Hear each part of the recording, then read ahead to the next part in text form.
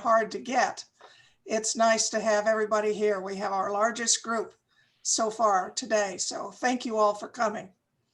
I'm going to introduce Charlene in a minute, and she's going to talk about our speaker, whom we all, of course, know, Barbara. But I just want to make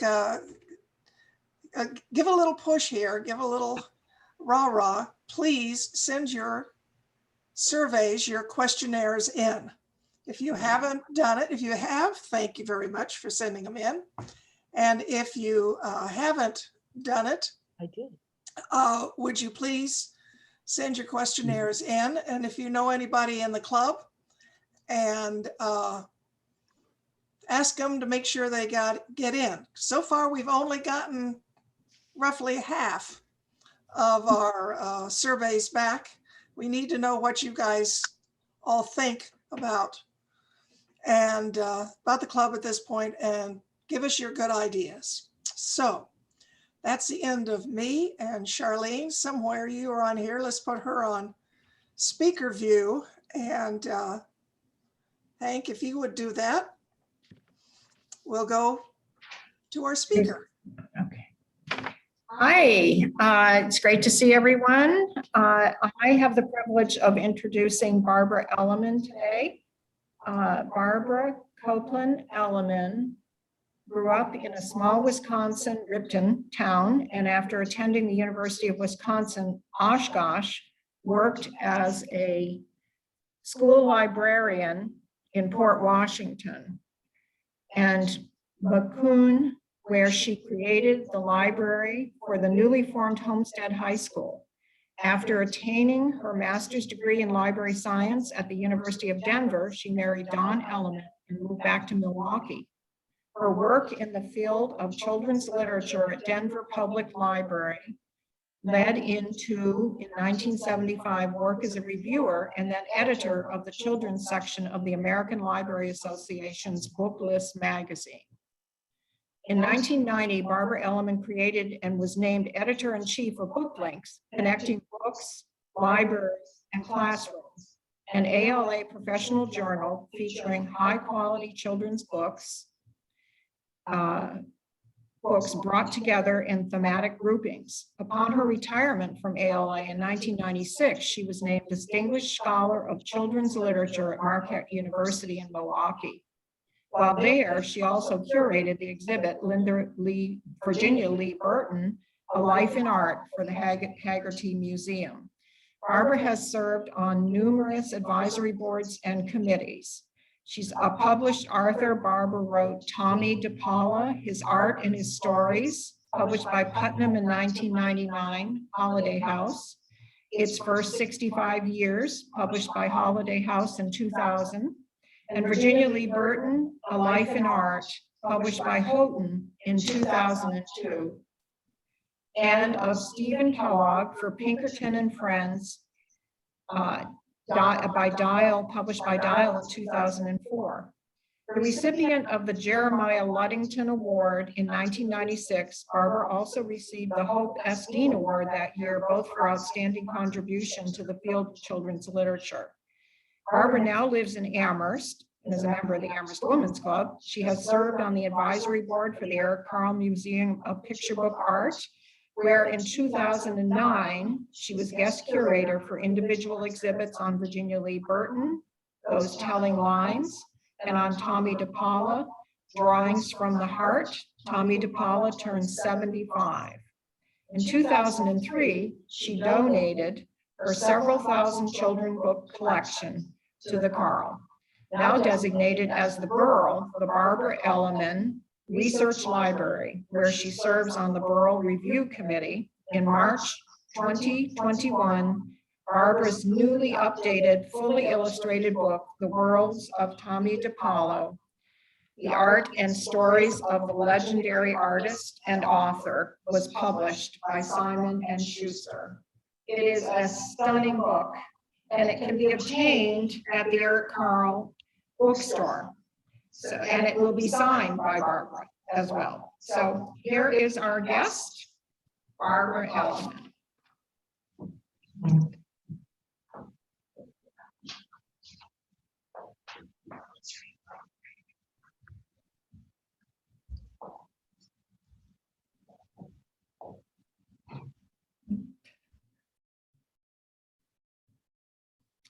Hello, everyone.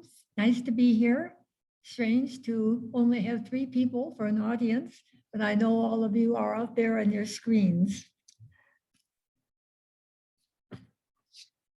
So in preparing my talk today, about, as Charlene said, my just published book, March 9, The Worlds of Tommy DePaula, I spent an hour or so just musing about my long friendship with Tommy. While it's sad to recall his unexpected death just a year ago, I find it soothing to know that his compelling work has brought much joy to readers, both young and old. And my art director's decision to use the word legendary in the book's subtitle was, I think, a noteworthy choice. Tommy's fans across the US are immense, and in the children's literature community, his work is, in fact, legendary.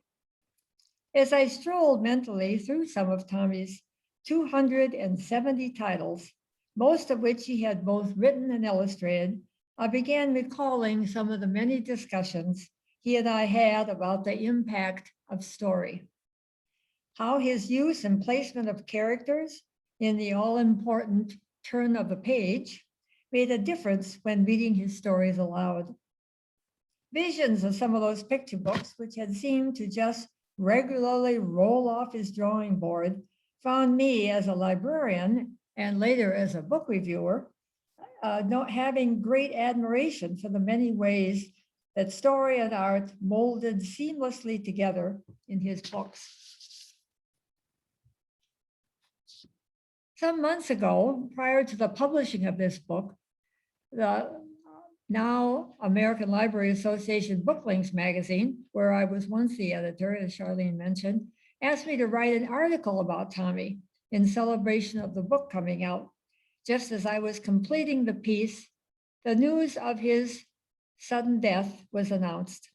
So I decided to revise the article, which I am basing this talk on today, as a celebration of Tommy's life and work, suggesting that sharing his stories, whether it's in the classroom, in a library, or at home, will bring both pleasure and appreciation to both reader and listener. Here are a few tales about this fascinating man, which I hope will encourage you to share his books with the children in your lives, or perhaps with some who just live next door. And I hope you will just enjoy them yourself.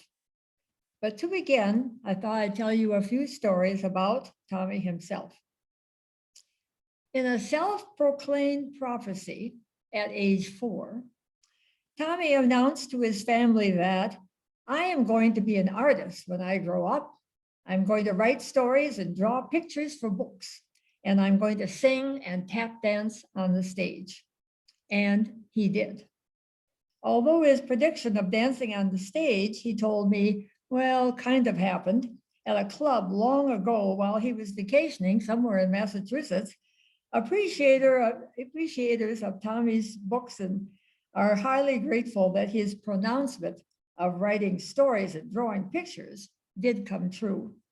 As I stated earlier, by last count, he had produced more than 270 books, selling some 25 million copies worldwide. So Tommy's unexpected death on March 30 is not from COVID, brought messages from near and far, letters, photos, email memories from friends and admirers, commentary from children's literature emissaries, librarians and teachers, and obituaries from leading newspapers like the New York Times, the Wall Street Journal, the Boston Globe, and brought unbelievable sadness to me, and surely tears from one of his most familiar characters, Strega Nona, an old, crusty old Italian grandmother witch who Tommy dreamed into immortality. My friendship with Tommy, which began at a professional event and later became more personal, started around the time that his book called Strega Nona was recognized as a 1976 Caldecott Honor Book. If you're not familiar with the Caldecotts, the American Library Association each year gives the outstanding books of the year one book, an honor, and other books, one book of Caldecott medal. The others are given several, 3 or 4, sometimes 2, sometimes as many as 5, listing as an honorary book. So, and while neither Tammy or I could recall where we met, it was undoubtedly at some book-related function, perhaps the ALA. I had recently joined Booklist in 1975. It's a magazine published by the American Library Association as a book reviewer.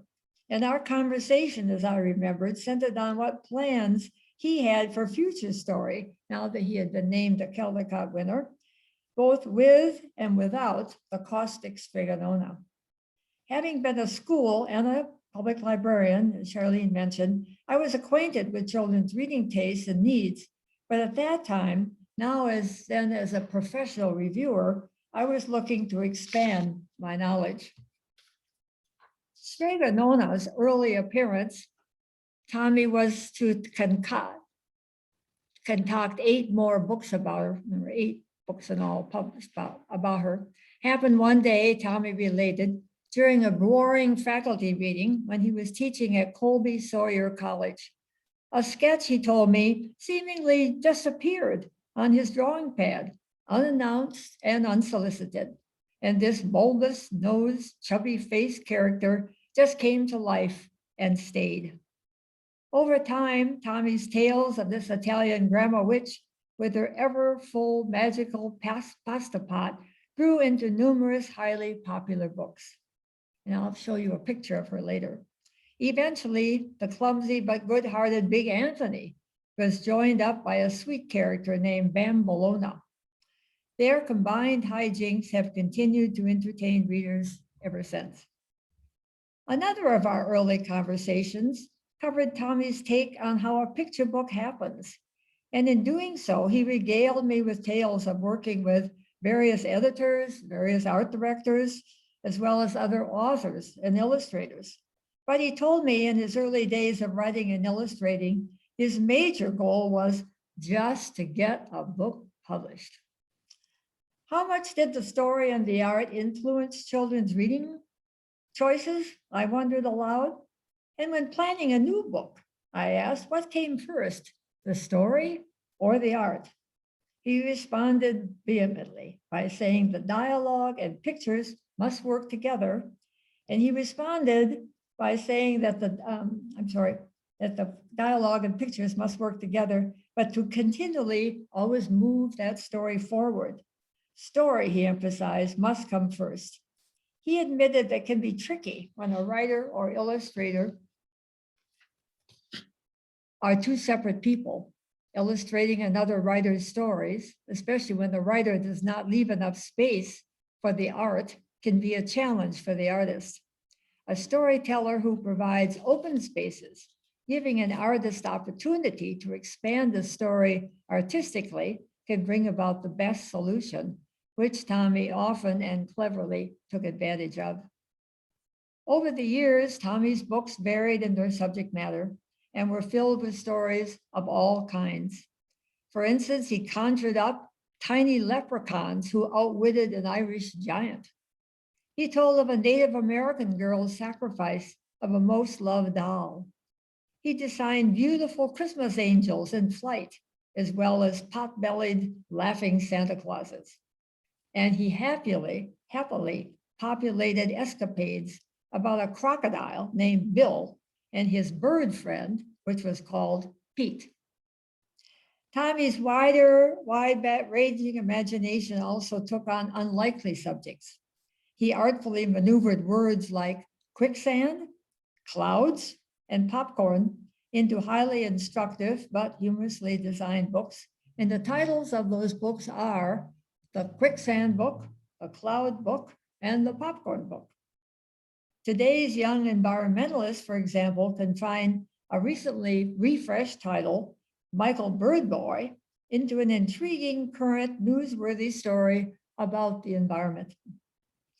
As for Strega-Nona, his continuingly popular character, Tommy concocted stories about her magic ring, problems she was having with a nosy visitor. He told of a seaside vacation's troublesome but very funny moment, and unexpected results that Strega Nona was having with a garden of tomatoes. All of these are filled with twists and laughs aplenty. Tommy's visual, and I should say, and their titles are Strega Nona's Magic Ring, Strega Nona Takes a Vacation, and Strega Nona and Her Tomatoes. Tommy's visual aspects cleverly match the action with, for example, Big Anthony unhappily sprawled at Strega Nona's door, his stomach bulging from too much pasta. And interestingly, Tommy DePaula brings back that same situation in another book called Strega Nona's Magic Ring, when Tommy refigures the scene, but to again feature Big Anthony. And once again, Big Anthony is the loser. While humor is highly apparent in many of Tommy's family stories, sadness is also addressed. In a book called Tom, which is a tale about his Irish grandfather, whose walking difficulties are woven into the story. And to Tommy's credit, stark words and pictures relate the problems and then the death of his elderly great-grandmother in Nana Upstairs, Nana Downstairs. The illustrations showing an empty bed bring deep meaning to the scene. It also gives evidence of Tommy's heartfelt faith, which he so eloquently displayed there, but also in The Clone of God and in Christopher, the Holy Giant. In a more personal way, Tommy uses highly effective sparse artwork in The Moon's Almost Here, and especially in Quiet, his last book, which in a way supplies a fitting farewell to his fans. Over time, Tommy and my discussion centered on the specifics of picture book making, the importance of narrative flow, the often ignored constrictions of the gutter.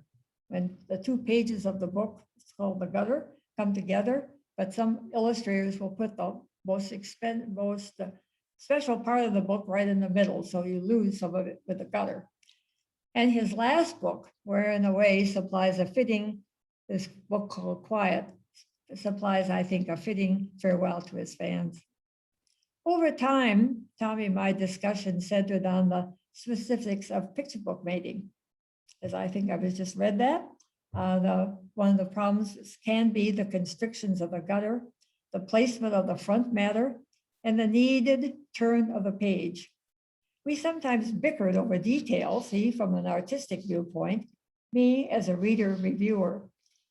One of the titles we discussed at length was his book, Bonjour, Mr. Satie, especially his unusual but clever use of the front matter to introduce the upcoming characters and plot.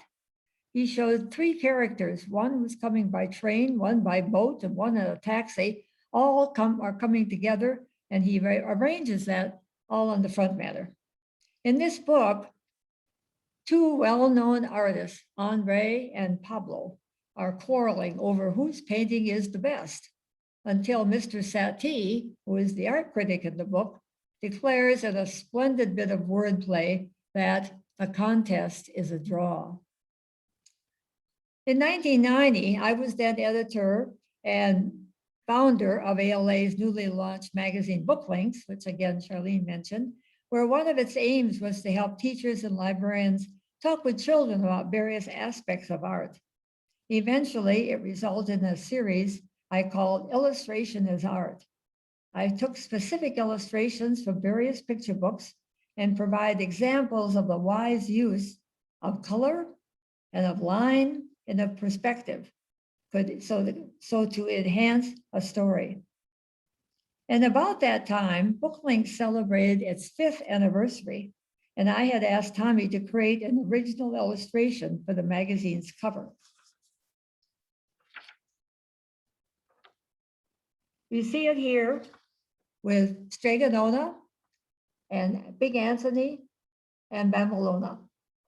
So a copy of it. The original is on my wall at home.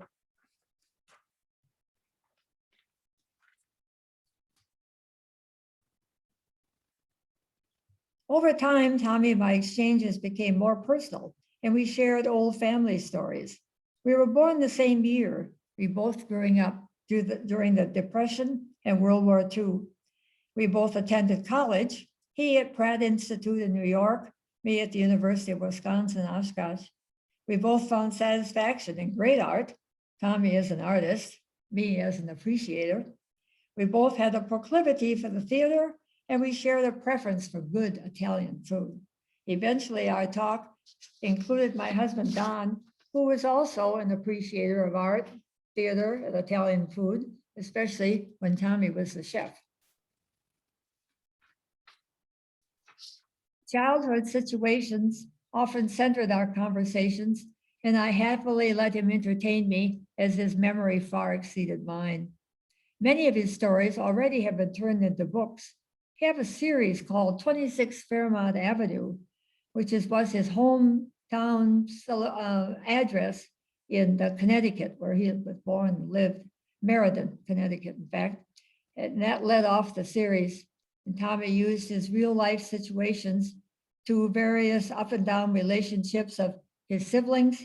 He had a brother and two sisters, his grandparents, his aunts, and his uncles, and his cousins.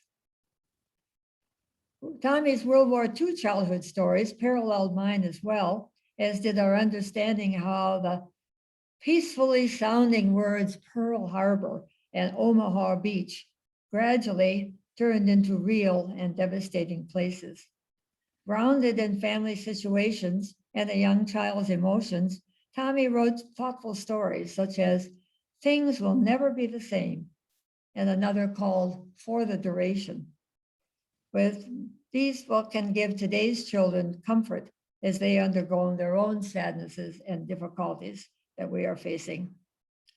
The more of Tommy's books I absorbed, the more I admired his ability to blend story and illustration, smoothly weaving an entertainment quality into meaningful experiences. When reading a book called Stage Struck, for example, I can still hear Tommy reminding me, a good illustrator needs to cast the play, design the sets, costume the characters, plan entrances to and exits from the page, just like a theater director would do, ever moving the action forward, but not losing sight of the overall plot. This underlining theatricality is particularly evident in a book he wrote called Days of the Blackbird. On one page, a bird beautifully swoops down across the panels, leading the eye to the characters and the action on the double page spread. I had a here.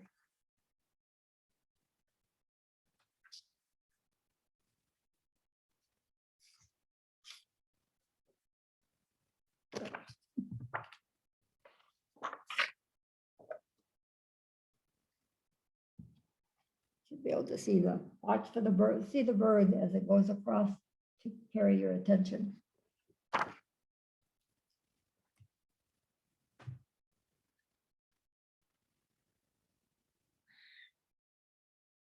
After I retired, time allowed me to explore Tommy's books more thoroughly and to give deeper thought into his use of art and story. Then I had a conversation with Tommy's editor, Margaret Frith, and I broached the idea of publishing a book about his storytelling and his writing style. Much to my surprise and pleasure, she immediately agreed, telling me to, well, write up a paragraph of what you want to do, and I'll give it to the powers that be. And it was then published several years later after I wrote it. It was called Tommy DePaula, His Art and His Stories. It was published in 1999 by Putnam. Just as I thought I knew Tommy well, writing a book about him brought needed travels to his home and studio to gain another level of understanding of his life and work. I explored his archives. I read and reread his stories. I chatted with colleagues and friends and studied his drawings in their beginning stages. And our talks over lunch filled notebooks and brought new dimension and also new understanding to Tommy's multi-layered work. From time to time, I was asked to speak on various aspects of children's literature, sometimes at my husband's alma mater at Marquette University in Milwaukee. With the release of my earlier book on Tommy, the School of Education there invited both Tommy and me to campus to prep up the student teachers from the School of Education To help the student teachers, I used examples of Tommy's books to talk about his art and about the art of illustration. Children from Milwaukee's inner schools were bussed in to enjoy an afternoon of Tommy Talks, which he did, and an evening event honored the artist with a small exhibition and a lavish dinner. In 2003, my husband and I moved to Amherst, partly because Eric Carl, who was also an old friend, was building the Eric Carl Museum of Picture Book Art.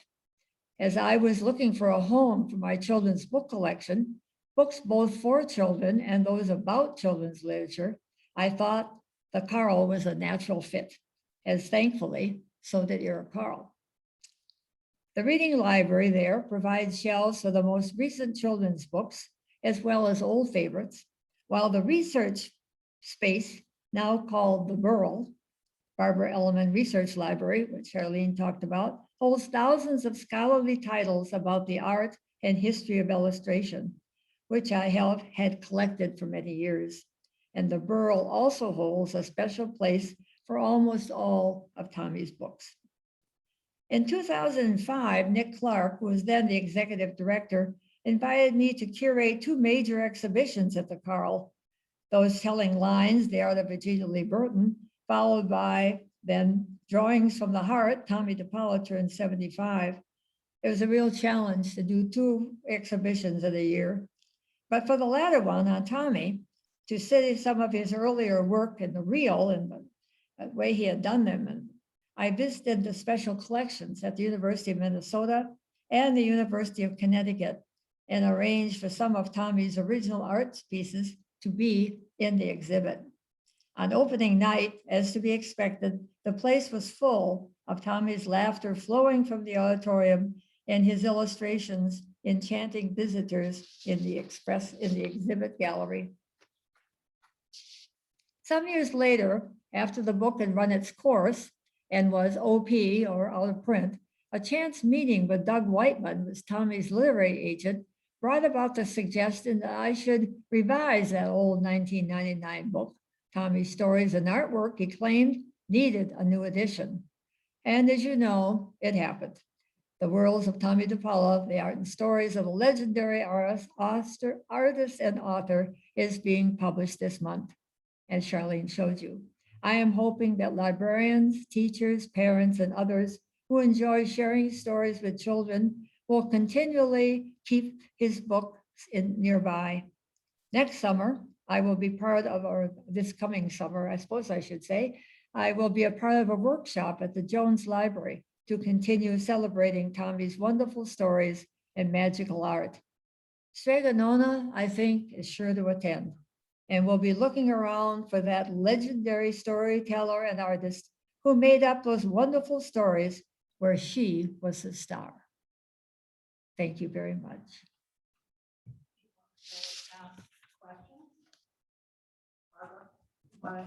Ask if there's any questions, and I was also going to show some of the jackets, other jackets that I have with me. This comes from We Are All Here, one of the more chapter-like books that he wrote for the war stories of his early, all true stories of his early life, with his family on the front. And one book that has recently reprinted called Oliver Button is a Sissy. It's about this little boy who loves to read and to dance. You can see it. But he's made fun of and called a sissy until he goes on stage for a dance party. And then, you see it? There's a Yes. everybody appreciates him, and at the very end, the back jacket shows he's having a happy time. Here's a book on the blackbird that I mentioned earlier. Tommy used both different pictures on the front and back. Here's his Stage Struck, tells about trying to take over the play by making too much noise on stage. And then Strega Nona. And do we have any questions? Raise your hand if you have. Okay, AJ, go ahead. I saw your hand. I have a question. If I remember correctly, he went and he spent a year in a monastery in Vermont, in Western Vermont. Is that so? Yes, he did. And some of the illustrations that he put on the wall, I talk about that more in my book, put on the wall are still there. I checked on that, but I was working on put it in the book. And there's a couple of them we actually included in the book itself that he had made. So His reasons for doing it at the time, did he ever discuss that with you? His reasons for doing that, for going for a year? he thought he might want to be a brother. And he went there and he said it just didn't work for him. He wanted too much to spend time, to live his own life. So he dropped out, but he even after he dropped out, he kept contact with many of the brothers there and some of the sisters he had met in his times. I Thank talk you. about that more in the book. I couldn't hear that. I was going to tell you that I was a museum educator and I was the head of our children's book gallery as well. Well, it wasn't a book gallery, it was a children's gallery. But we had a very, very successful children's book show. And we had Tommy De Paola's books in the show. And we put in the gallery, we put in bean bags. And the children could come in and read the books and see the rest of the show and find out about the artists who did the work, because it was an art museum, so we had to focus on the art. But Tommy was very, very popular with the kids. Yeah. That was back in the 70s, I believe. Yeah. He was, very, anytime that I looked in on any storytelling that he went to in the schools or public libraries, he was always very popular with the children. They all buzzed around him. Go ahead, Donna. Did he ever, were any of his stories ever animated? Were there ever films made of any of them, or did he participate in any film activities? Not that I know of. I don't think that's a good idea. No. I don't recall ever hearing. It's a question I don't know the real answer to. It's just that I don't remember ever talking about that. He did do some other books that weren't children's books. He did do a cookbook one time with a woman who had a TV show. I can't remember her name, but I mentioned it in the book. But I don't, that wasn't animated. A Go ahead. comment. I have a comment to make about animating books. I think it's a wonderful thing that children can sit and look at pictures and animate the characters in their own minds. They don't always have to have everything animated for them. That's just my opinion. And he may have felt the same way. Yeah.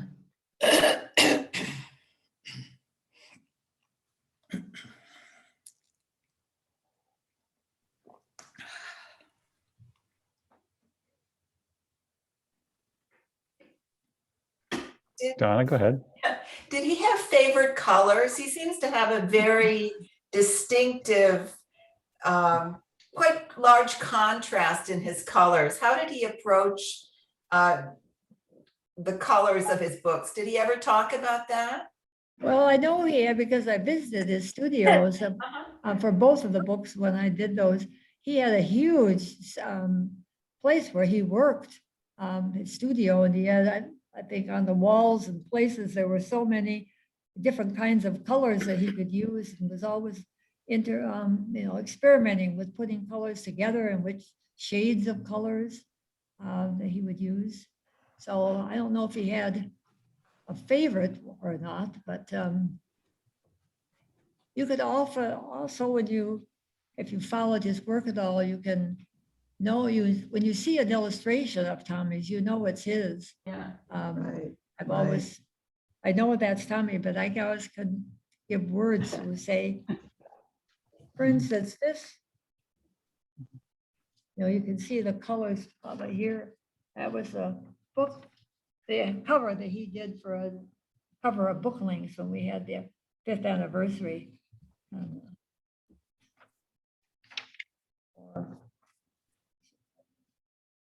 Since we talk about Stregonona so often.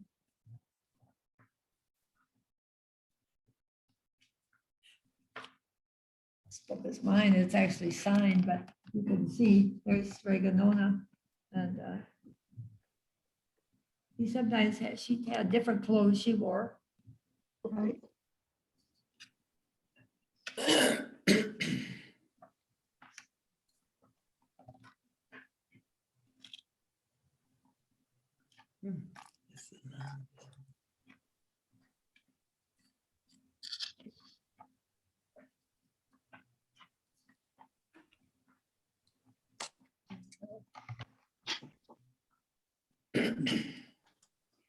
My favorite book of this, the story is, if you don't know the story, it's that she hires Big Anthony to work for her, and he does all kinds of things around the house, and then he notices that she has this little song that she sings to make some magic happen.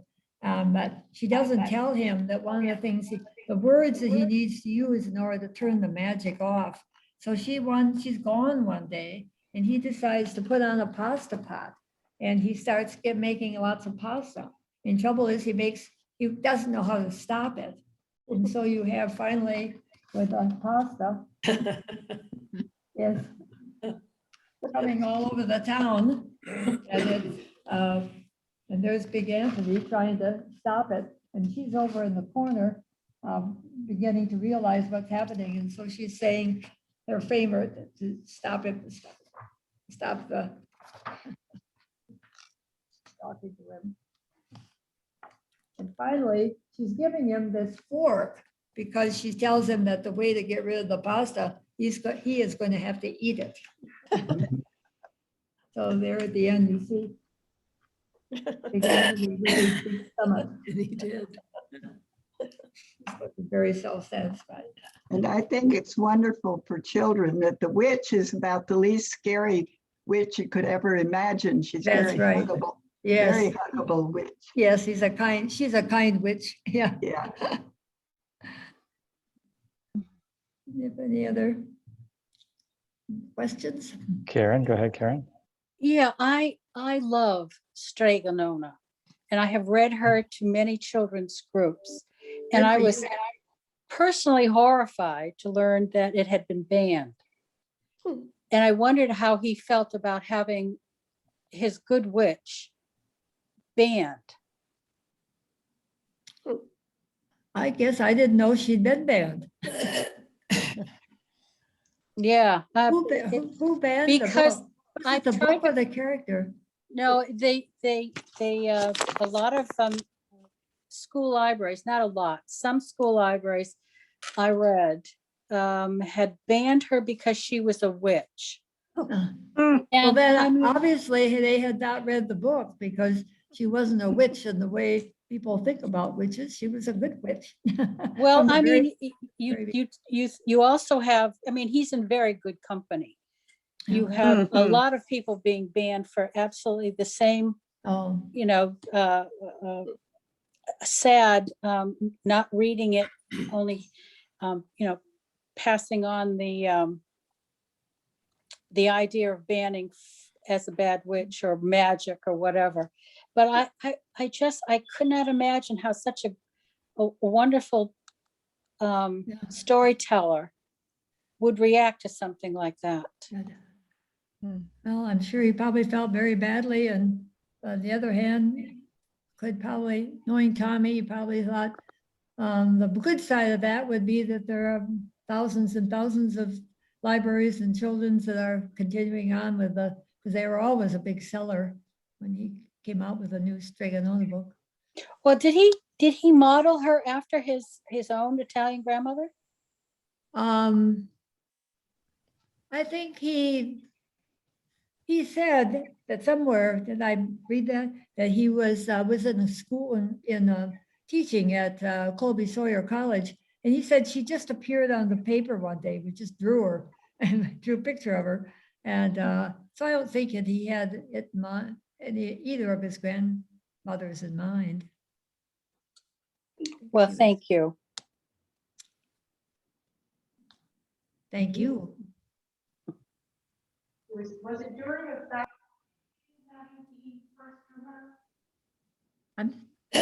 Was it during a faculty meeting that he first drew her? Yes, yeah. Yeah. That says something also about the faculty meeting. Yeah. He said it was very boring and he would just.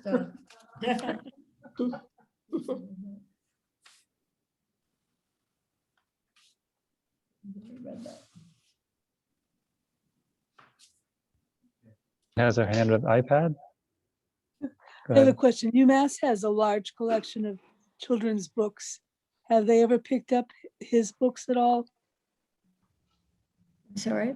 So UMass has a large collection of children's books because they were at one point, they may still be teaching children's literature to Yes. elementary ed people, but have they picked up There his was a books very, as well? very well-known woman who I know she wrote, I knew of her book.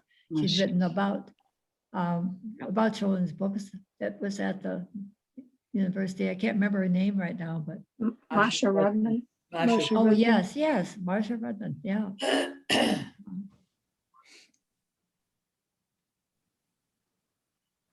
I think this is what I had said. Strega Nona's early appearance happened one day, Tommy related during a boring faculty meeting when he was teaching at Colby Sawyer College. A sketch, he said, seemingly just appeared on his drawing pad, unannounced and unsolicited, and this bulbous nosed, chubby faced character just came to life, and he said wouldn't go away.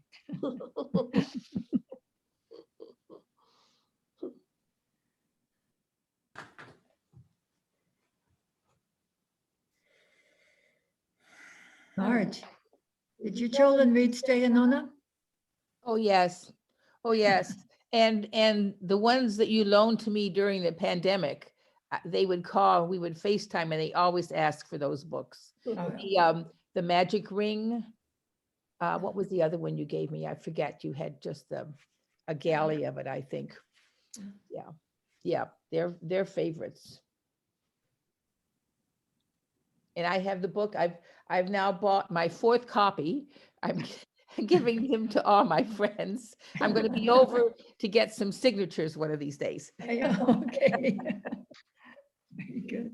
Well, thank you so much. It's been nice to be here and to talk with you about one of my favorite people and to launching this brand new book from Simon & Schuster. Thank you.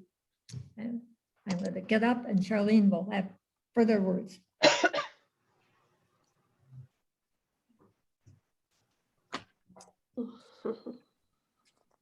Well, that was really, really interesting. And I have had the privilege through Barbara to meet Tommy DiPaolo, and he was a wonderful man. If you see the cover of the book, you will see that he has the most jolly, happy face.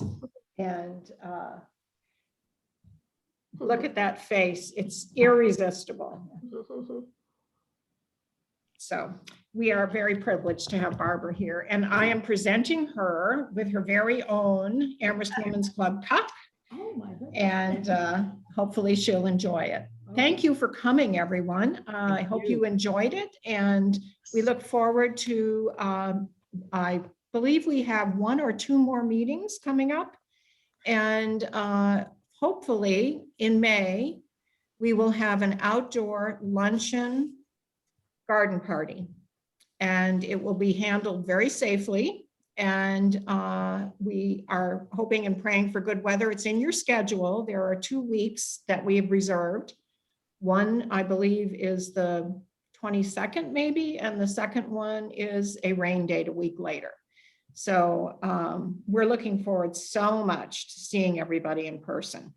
And we think it can be done safely. So we look forward to that. So take good care, everyone. Get your shots, and we look forward to seeing you soon. Bye-bye. Thank you. Bye.